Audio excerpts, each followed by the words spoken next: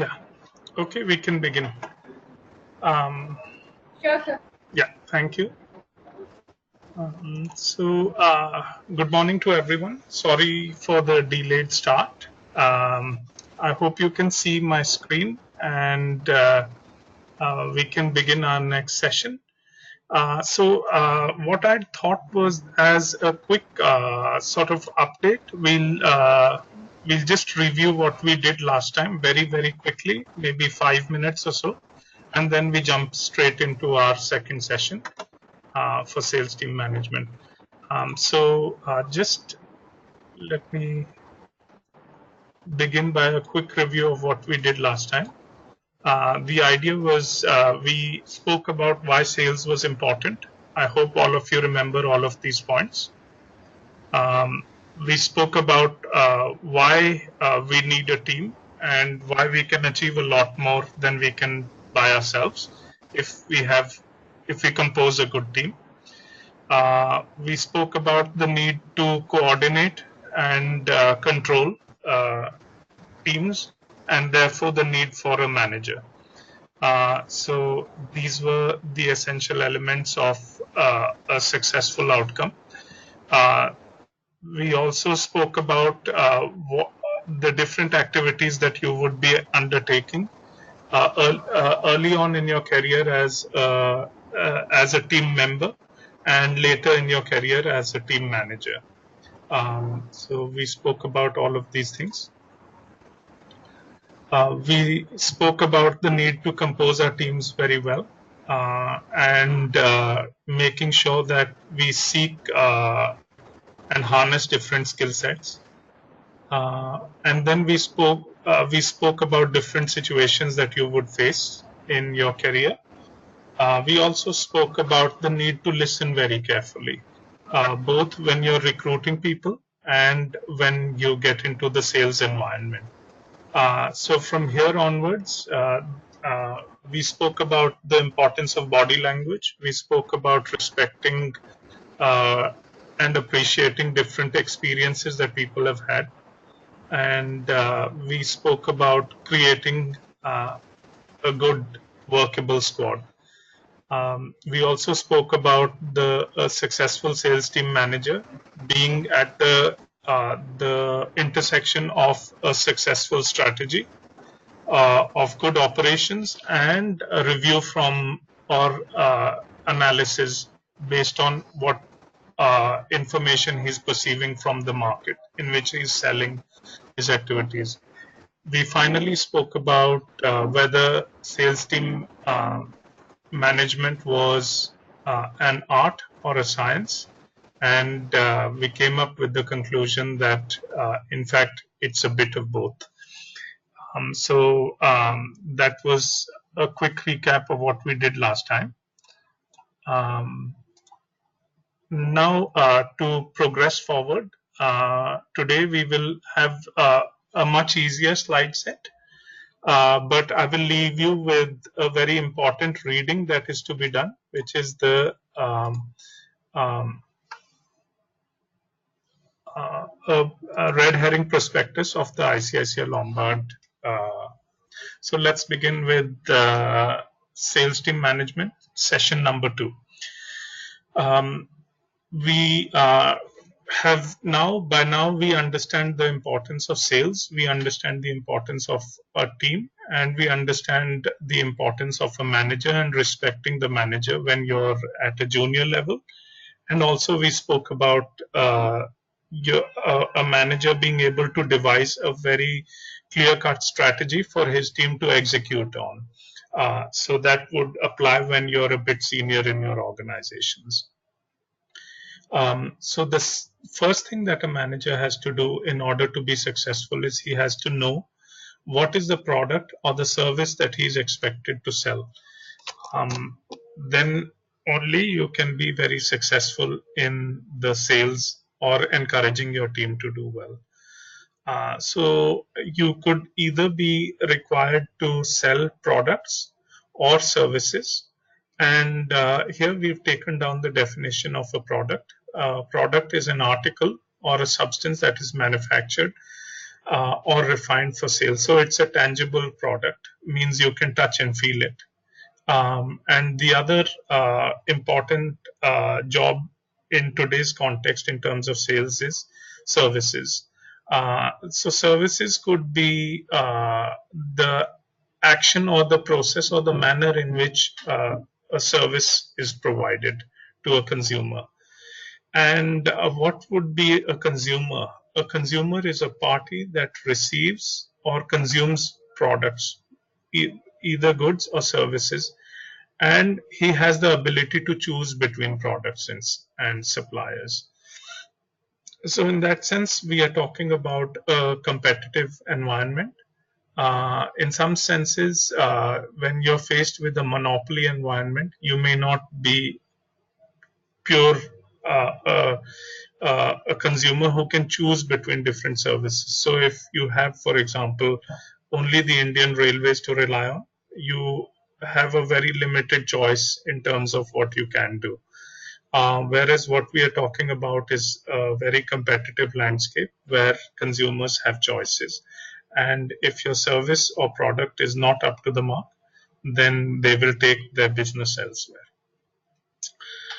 So the third step that a sales team manager has to do is to understand the geography, and by that we mean to break up the business into different territories, and also to break up the business into different types of accounts that are handled. So what do we mean by this?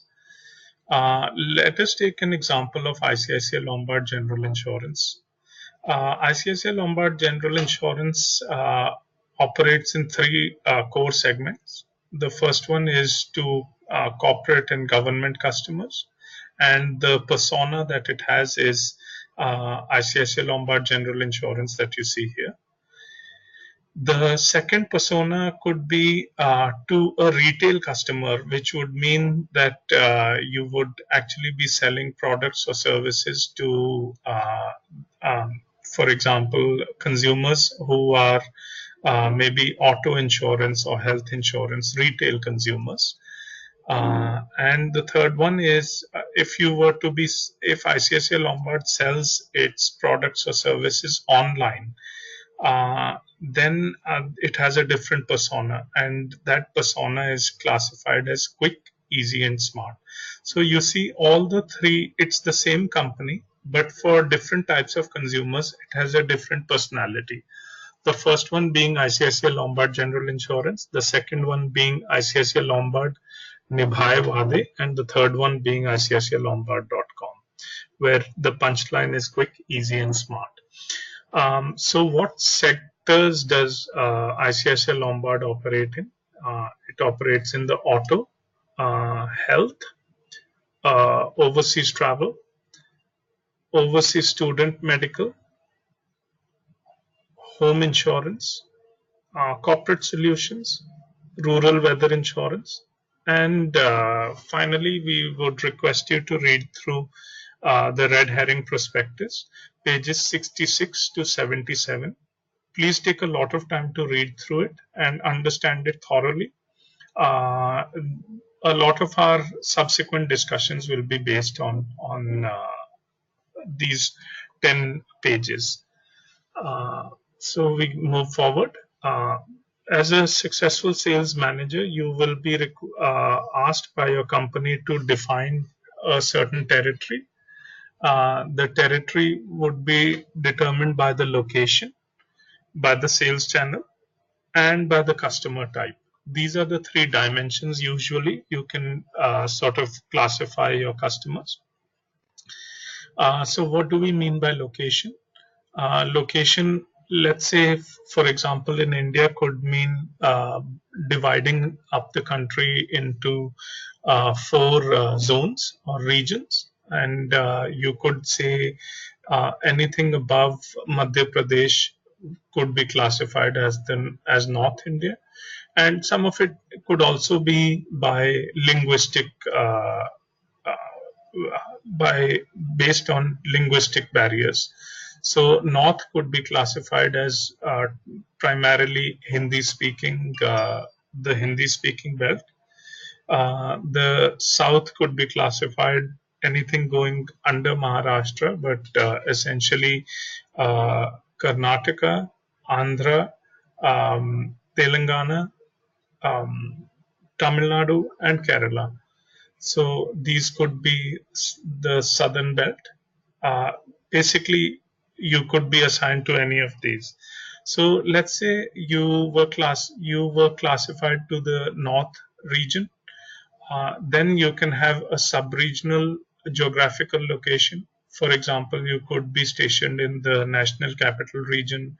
You may be stationed in Punjab, Haryana, Uttarakhand, etc. Similarly, within the sub-regional, you could be in charge of a given territory. So, for example, if it's a zone, then if it's the NCR zone, then you would be in charge of Noida, Greater Noida, Delhi, and Gurgaon. So, this is one way of allocating a territory. Within that territory, you could have uh, different managers reporting into the overall territory manager. So, for example, Delhi itself could have north, south, east, west, any way that you decide. You could also have rural and an urban breakup of the geographies. Then the sales, you could be divided by the sales channel. So, for example, you can have a retail sales, you can have direct sales or online sales, which we spoke about. You could also have channel partners where, for example, if you're selling insurance through a broker or an agent, then you can have agency managers who are just simply managing the agencies, or managers who coordinate only with brokers. Then you can also break the insurance into either the type of product or the type of customer that is dealt with. So uh, you can have government type sales, managers who are managing this, government relationships. You can either be speaking to a state government or a central government and allocate accounts accordingly. You could also have private industry sales, again based on this on the type of private industry that we're talking about. It could be large, medium, or small. So an example of a large industry group would be, for example, the Tatas, the Birlas, etc.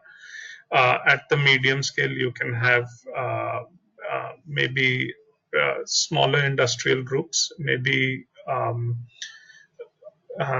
for example, SKF Bearings, or international companies who have one-off presence in India. And finally, at the small scale, you can have very small scale industries as a type of account. Then you could have the type of customer based on the insurance exposure that he presents. So, for example, infrastructure could be one, ports, airports, large high value buildings could be one type. Manufacturing exposures could be a different type. Construction exposures could be a different type. Uh, then different industry groupings, for example, education and healthcare, which basically fall into provision of services, could be one type. And the reason to do all this is because certain salespeople could be very good at dealing with government groups, or some of them could be very good at dealing with uh, uh, private industrial groups, and therefore, based on the skills. See,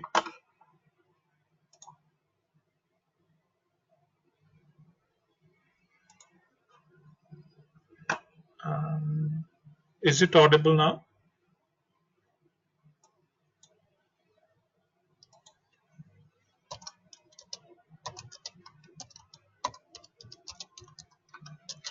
Can you hear me? Can you hear me? Hello?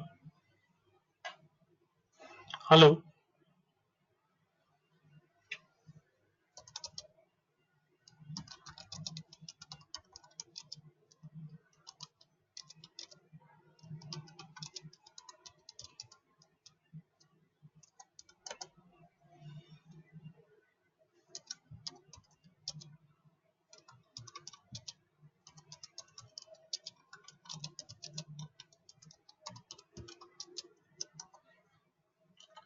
Good morning. Good morning.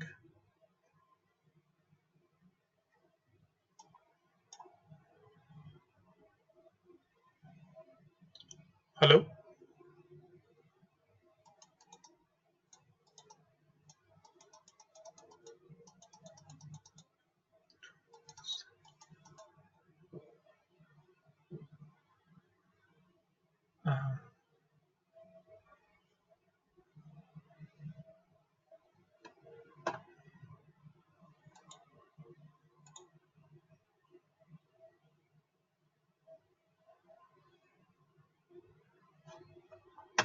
Uh, can you hear? Okay. So, thanks. We can proceed again. We spoke about the breaking up of our sales effort into three different dimensions by according to customer type, according to location, and according to how we want to present our sales channel. So we spoke about the possibility to have a government sales group, which could be center or state. We can also have industry sales groups, which could be large, medium, or small according to the scale that they present. And we could also have uh, the type of insurance exposure that they present, because we can have some salespeople who are very good at sales in a given environment. So some may be more catered to infrastructure, some may be more catered to manufacturing, construction, provision of services, etc. So according to that, we as sales team managers would construct our team based on what are the type of exposures that are available to us in our geographical location. Are they small and medium enterprises? Are they large and complex corporates? Or are they simple, straightforward one-off type risks? So we can construct our sales team accordingly. Our next task as a sales team manager is to start inspiring our team to segment the market and reach out to consumers or customers and create leads. So here we have put together an example of a company called Dainik Bhaskar that went around and created a very successful franchise, one of the top 25 leading dailies from around the world. So it's a very short case study, but it tells you how you, as sales team managers, can go about bring a difference. So Dainik Bhaskar is a 40-year-old Bhopal-based newspaper group, and by about 1996, that means it started about 1956, and it had a daily circulation of about 350,000 on a daily basis in Madhya Pradesh only. By 2004, the daily circulation of Dainik Bhaskar went to about 3.5 million. That means a tenfold jump in their daily circulation happened within 8 years. So it's quite strange that a company that took 40 years to build up to a circulation of 350,000 people took only 8 years to increase it 10 times and become one of the top 25 dailies in the world.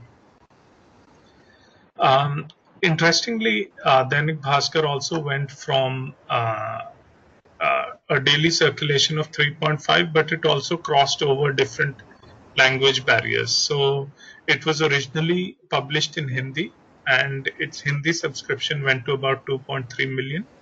But it also started publishing in Gujarati, which became roughly one third of its total circulation. So, in terms of the um, products that it sells, they sell the Dainik Bhaskar, the Divya Bhaskar, Saurashtra Samachar, Prabhat Kiran, etc. Some of you might have heard of these uh, or not, I can't say. So, how did it go about achieving uh, these fantastic numbers?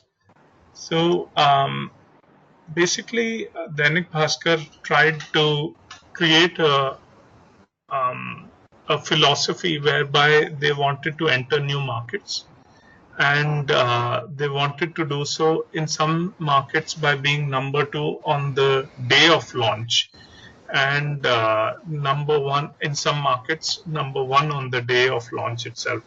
So, how is it possible that a newspaper uh, can launch and have such a fantastic subscription on the first day that it becomes the number one or the number two newspaper in that sector? This was made even more difficult because newspapers actually lose money by operations. So, what I mean by this is that when they print, let's say, for example, uh, the cost of the newsstand price of a newspaper is say 5 rupees 50 paise. It will actually cost about 10 rupees to print the newspaper. So in effect, uh, the newsstand price is only the covers only some part of the cost of printing and distributing a newspaper. Remainder has to be made up by advertisements. So the advertising and the circulation department have to work in tandem. Initially, newspapers lose money, and then slowly, as they are able to show circulation and then advertisers believe in their product, they start recouping that money. So we spoke about the fact that the cover price for a newspaper may only cover about 55% of the cost of production. So a newspaper that costs on newsstand 5 rupees 50 paise will actually cost about 10 rupees to produce. The other problem with newspapers is that they are a sort of personal habit, and they are a morning habit and very hard to change. So here are some of the interesting examples of successes that Dainik Bhaskar was able to achieve. In Jaipur, it managed to put out 172,000 copies in 1996. In Chandigarh, it was able to put out 69,000 copies. In Haryana, 271,000 copies. If you look at these two numbers, May and June, that means almost simultaneously they launched in Chandigarh and Haryana, and they had roughly within say 1 month about 350,000 subscribers within 1 month. Ahmedabad, it launched with 452,000 subscribers in June 2003, which was a world record. So in Gujarat went on to become one of its largest territories, and they have 9 different editions. For example, Surat, Ahmedabad, Baroda, and they are now the largest circulated Gujarati daily. About 12 lakhs copies every single day.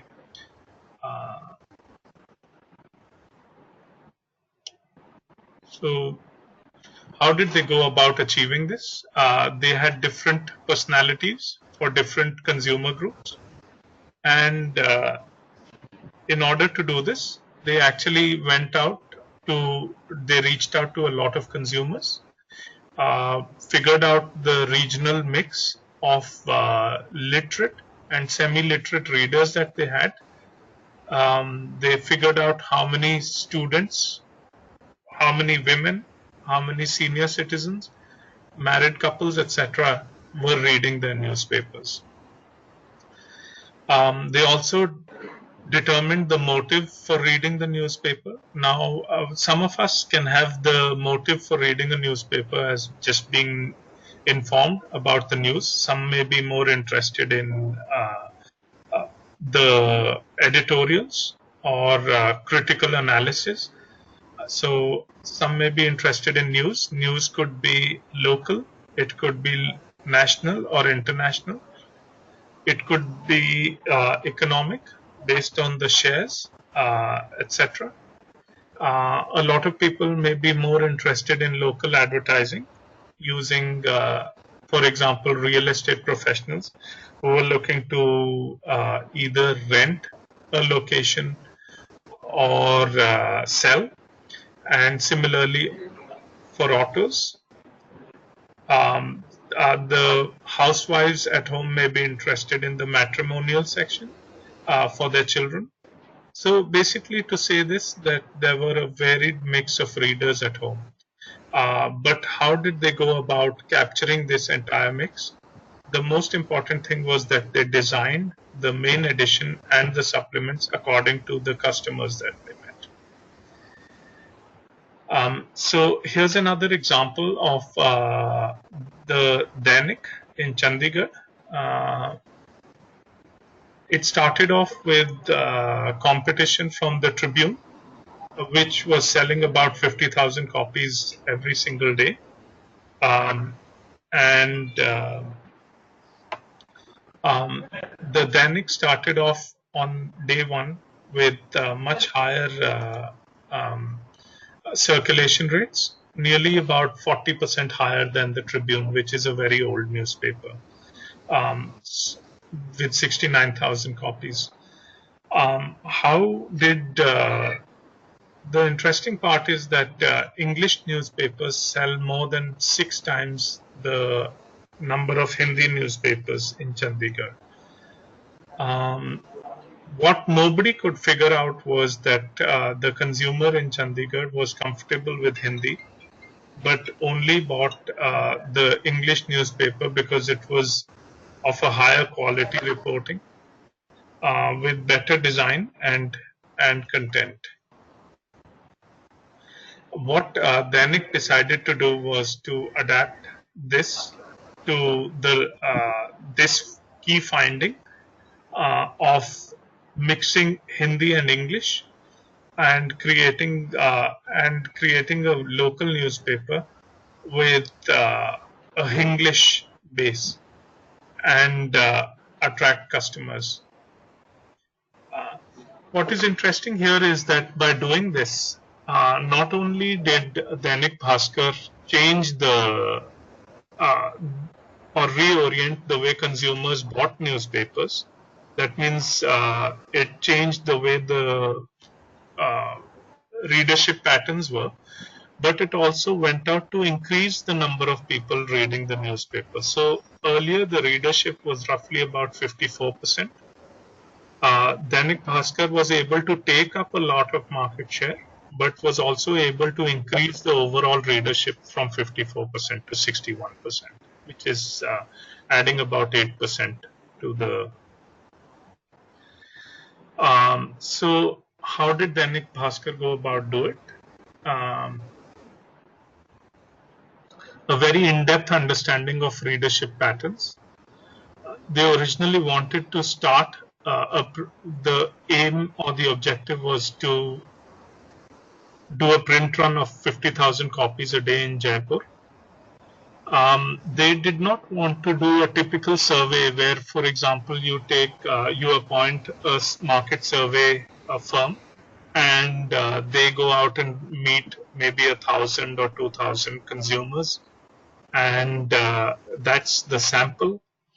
And then you extrapolate that sample to the overall population and that would have been the sort of way that they would have that any traditional new entrant would have entered into a new marketing territory. What they did was that they wanted to personalize the newspaper. They went out in order to to achieve 50,000 copies a day. They went out to meet about 200,000 newspaper buying households.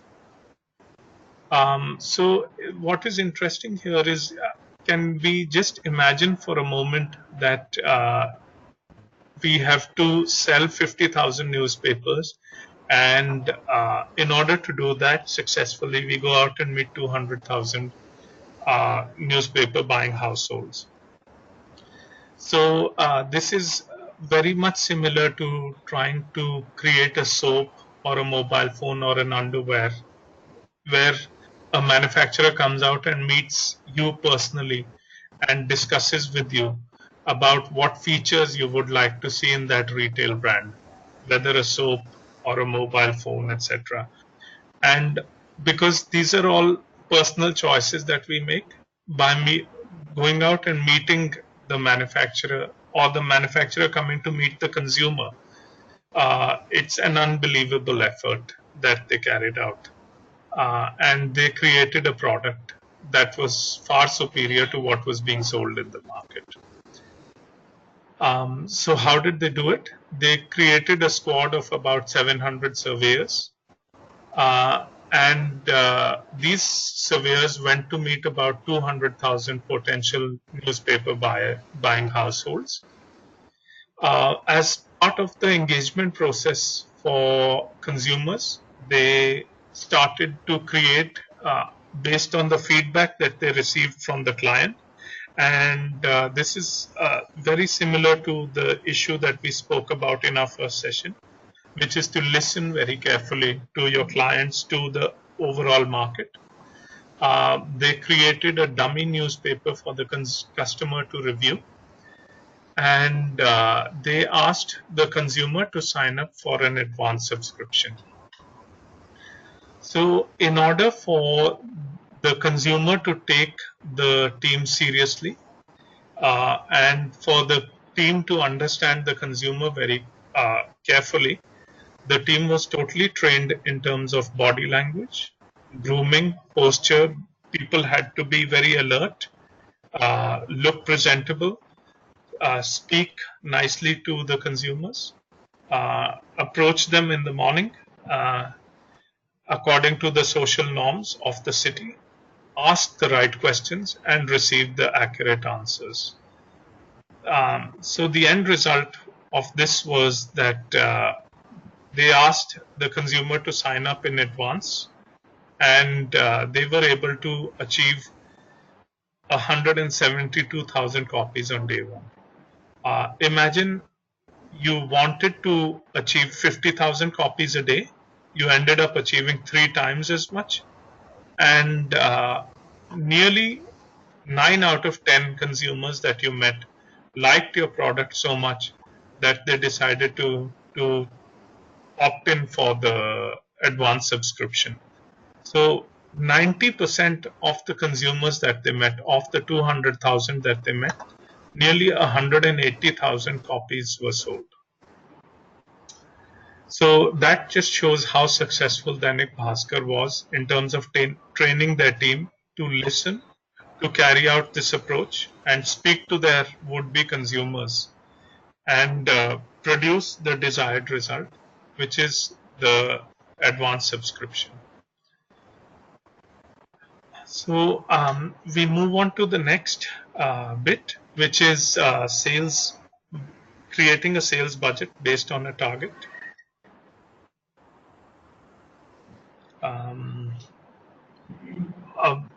Just immediately after this, we can take a short break of 5 minutes, and then we can proceed again. So the sales budgeting exercise. Our first sales budgeting exercise as a sales team manager is to determine the or to forecast the number of units that can be sold by our team successfully. We would have to work with our costing teams and production teams to determine the profitability of the items that are sold. We would know the selling price of an item. Usually that is constrained or benchmarked by competition. So what do we mean by this? For example, if we're trying to sell bread or newspaper or any other consumer item, we already can know from the market what is the maximum or roughly where the pricing of the product is benchmarked at in the local market. So we can have a fair idea of what is the selling price of that item. We can speak to our product team to determine the cost of goods sold, and this would usually be variable costs. So it would be determined by the raw materials, by packaging, and the selling cost, which could be commissions, etc. Then you could also have indirect costs, which could be either variable or fixed. So indirect cost variables could be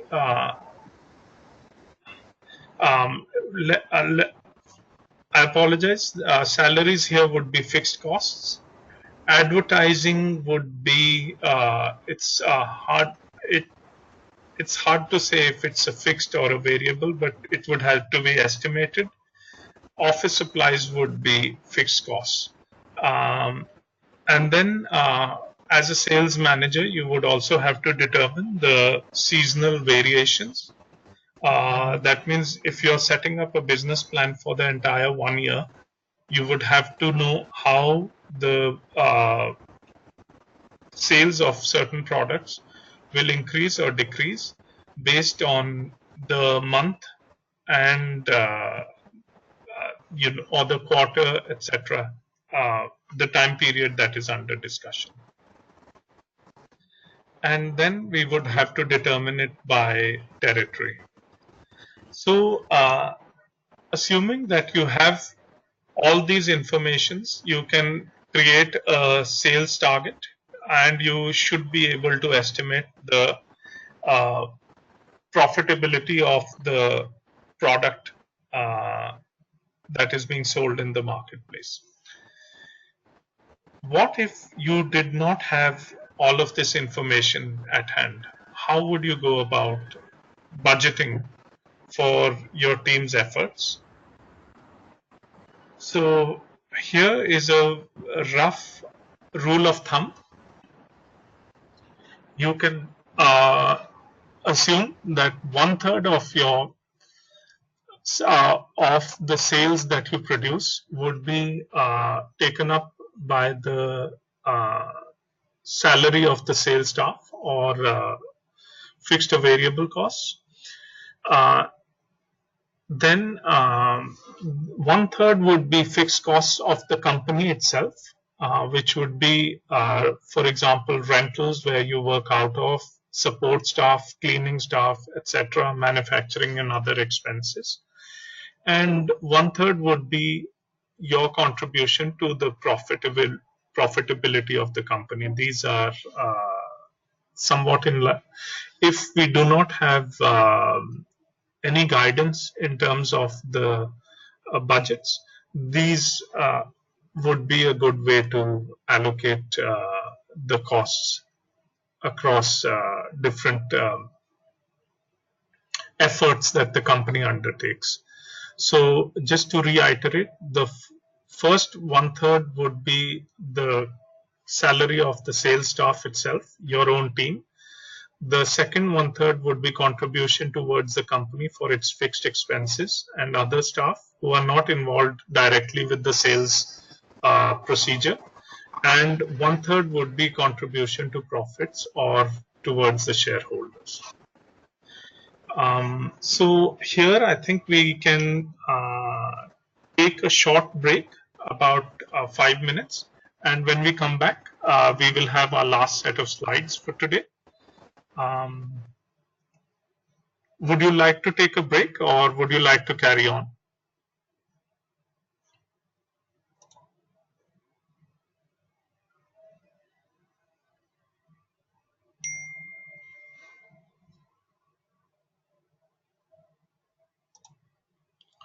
Um,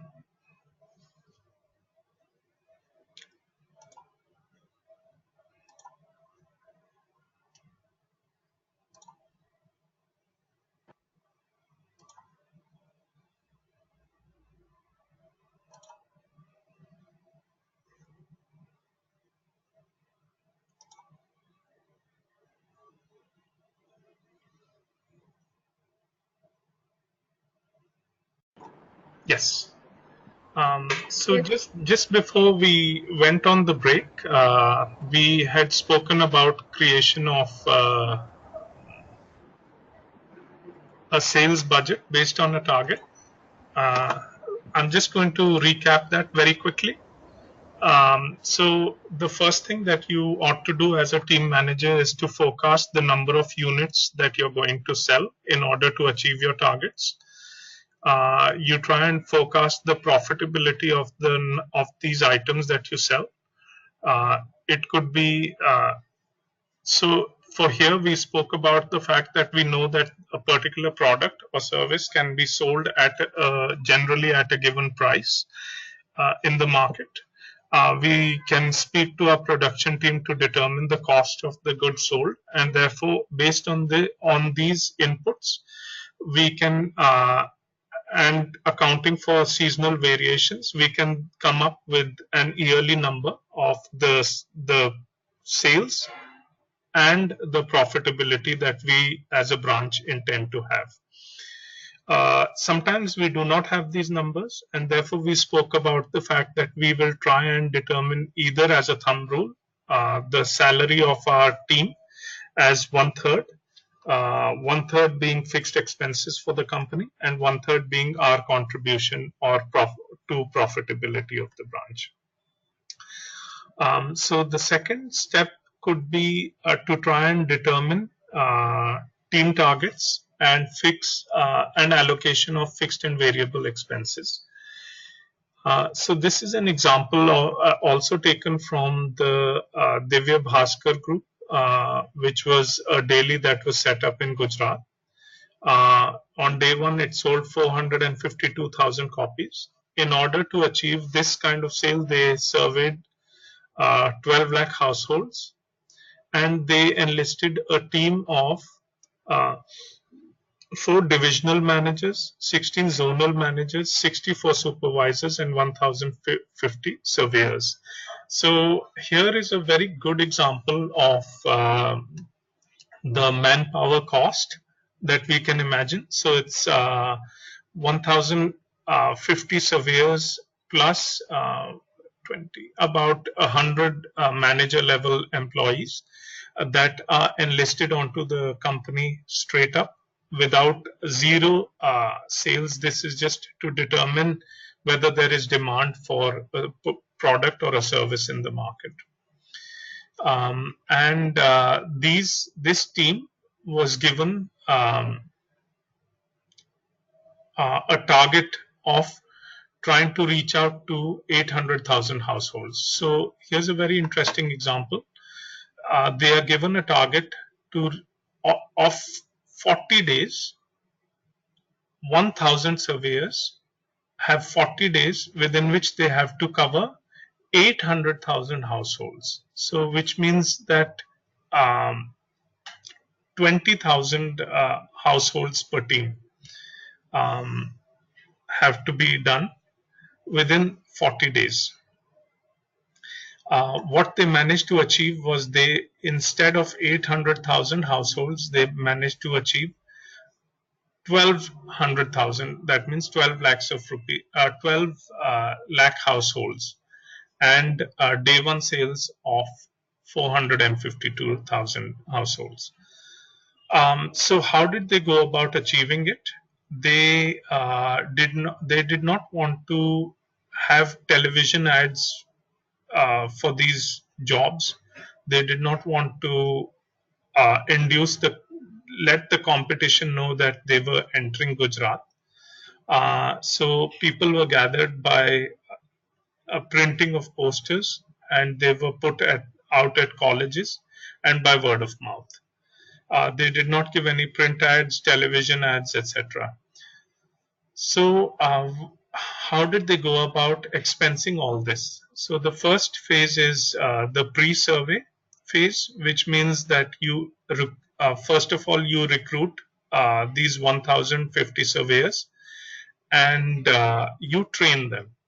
So, we imagine the kind of expenses that might have happened. So, for example, in terms of the recruitment stage, you print posters and and uh, paste them close to colleges, and people will call back a certain number, and then you call them in for interviews. You formalize contracts with them. Um, and the team has to be given a very standard contact methodology so that the kind of people that they choose are very suitable for the job that they are being picked to do. So let us imagine the expenses, whether they were fixed or variable. Let's say the rental of a premises or many premises, computers, setting up of computers, printing of contracts, etc. All of these are fixed expenses. They have no relationship with sales that will be produced subsequently. And then you might have variable expenses, which would be printing, stationery, uniforms given to the staff. So this is at the pre-survey level. At the survey level, they created an outreach system and a review system. So the outreach system was the possibility to reach out to consumers, and they were given maybe, for example, some kind of travel costs or some kind of incentive to reach out to per home. They were paid for out-of-pocket expenses as the data collection grew, and some improvements were made in the data collection methodology. There might have been additional expenses that might have happened. They also gave out gifts to respondents. So, what would be the type of expenses that you would incur during the survey stage? So, initially, you would allocate a certain number of surveys that have to be carried out by each of the teams, and you would give them a fixed number that has to be carried out no matter what, and they would be remunerated for that fixed number. So that would be a fixed type of expense. Then you can have a variable expense here, which would be where the team goes out and collects surveys of a high quality, or goes out and collects survey beyond the number that was allocated for it during the day, and you would have a variable or a fixed type of component attached to it. Subsequently, some of these teams that were recruited for survey were actually incorporated into the company itself, and therefore they became employees of Divya Bhaskar. It's hard to say whether the expense in this point in time was fixed or variable. So, one very important criteria for the success of the team was that they could create this unity of purpose. That means that all these 1,000 surveyors felt that they were going out and doing something much larger than them, and they were able to feel part of a larger contingent achieving a much larger purpose than any one of them could do individually. And the other aspect was daily operations review. So they did not compile all the survey results and open them on the last day. Each and every day they would look at how they are performing, how they are getting the information, improving the data collection methodology, etc. What was new in all of this was that they challenged the industry norm of slow and incremental growth. We spoke about this in an earlier slide, and I'll just take you back for a moment, where we spoke about the uh, Dainik Bhaskar group being a 40-year-old group. Yes, it's here. And within that 40 years, it had managed to achieve daily circulation of 350,000 people. And within 8 years, the growth had gone tenfold from 350,000 to 3.5 million. And it had crossed linguistic barriers as well. So this is one of the very key things that they managed to achieve. And I'm just coming back to our original slide, sorry. What was new in what they achieved? They challenged the industry norm of slow and incremental growth. They met millions of consumers and developed a product around their needs and asked for commitment. It's unprecedented that you go out and try and sell a product which has not even been created, and you ask your client's commitment to say that if I were to be able to create such a product, would you join it? Then the third thing that the norm that they challenged was that the content was created in conjunction with the customer. So earlier, content used to be put together by editors and sold to consumers. In this case, the consumer had a real choice in terms of what he wanted to read. So the final key aspect in all of this is that competition in today's day and age is not about the product or the service itself. It is about how it's delivered to the consumer. That is the business model itself. So that brings us, in fact, to the end of module 2. It has been a very short um, uh, module today. But it is only to excite you to read about the red herring prospectus of ICICI Lombard, which is 10 pages long. I would urge you to read this very, very carefully. And our next session will be quite hands-on. We will try and create a sales, an entire sales budget for a team of our choice. And therefore, I urge you to read through the red herring prospectus of ICICI Lombard. And we will meet again next week. That's it for today. A short and intense conversation, but I hope you have learned something good today. I'm open now to any questions that you might have.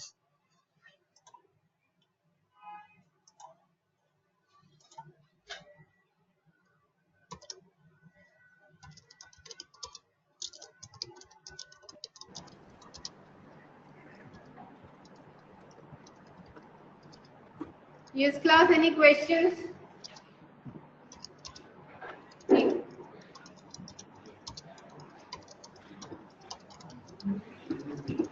Come here and speak up.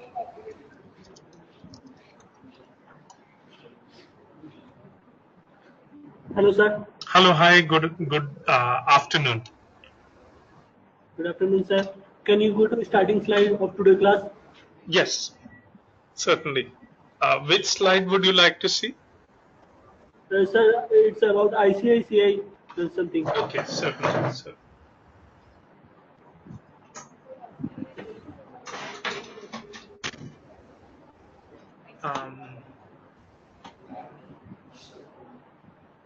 This one?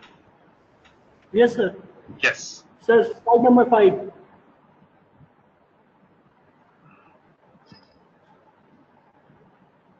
Yes. This one? Yes, sir. Okay. Please feel free to ask. Sir, what you have explained in this slide, I can't get it. Okay, no problem. So what I'm trying to say is that the company is the same. It's ICICI Lombard. There's no difference. But based on the consumer and the sales methodology, the company acquires a different personality or a different persona based on how it's selling, to whom it's selling, and what it is selling.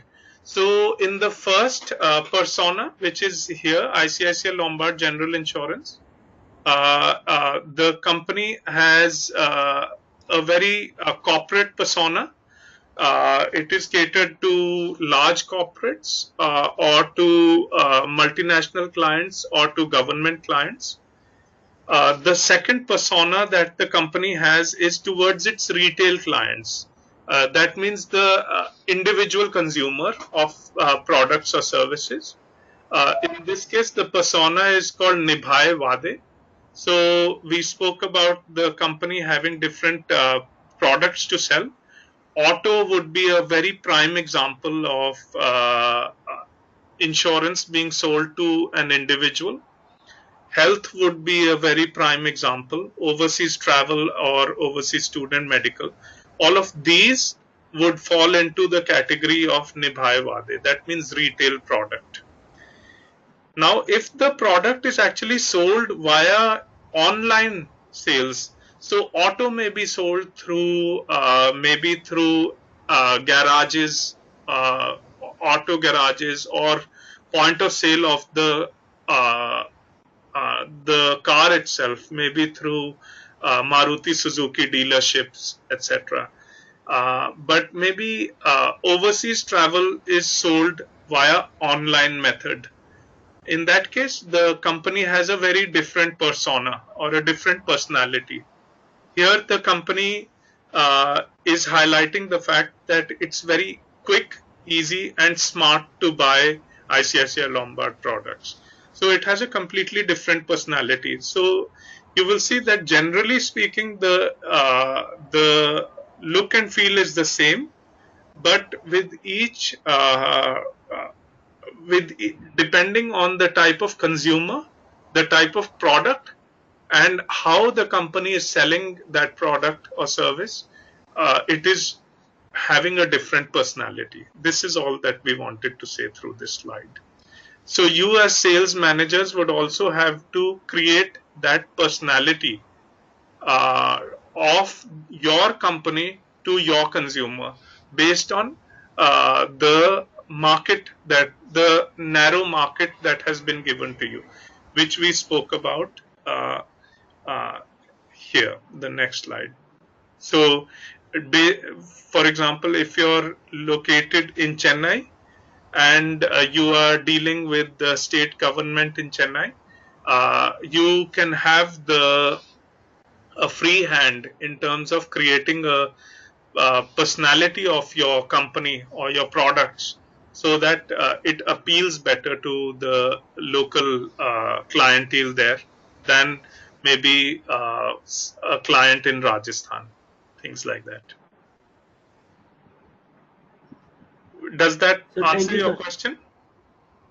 Yes, sir. Yeah. Okay. Thank you, sir. Any other question, guys? Sir, no more question for today's session. Ma'am, one very important thing is for the students to read through the prospectus, 10 pages, and I would urge them to read it very, very carefully because they are quite complicated, but they should read them 2 or 3 times until they understand it completely. Some of the students have had some experience with financial services sales and also specifically insurance sales. This is very good, and I think if they can read through it and also help their colleagues in understanding the working of an insurance company, that would be very nice. And then next week would be a very good and intense session where we can develop the sales model very effectively based on their reading. Okay, sir. So you are talking about that ICICI Lombard sheet. Yes. you have provided us. Yes, yes. So the red herring prospectus, only pages 66 to 77, this one. I got it, sir. Yeah. Okay, sir. Thank you, sir. Thank you. Okay, sir. Bye. Thank you. Bye-bye. Bye, sir.